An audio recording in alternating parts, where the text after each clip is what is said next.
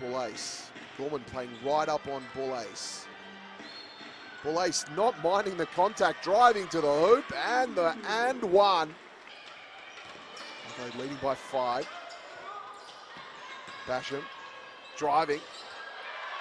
Just with the hook in the end, and it falls for Basham. And I think they have the energy and the momentum in any part. Let's see what the Lightning can do here. Here's Talbot at the top.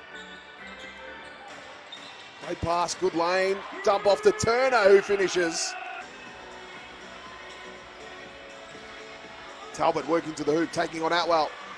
Great pass for Bourne, who cut the lane and finished with the 2. So nice. Get the ball in Talbot's hands. Let her make a decision because she's going to make the right one. Marching out to 5. Maley blocked by Turner. Get out of here.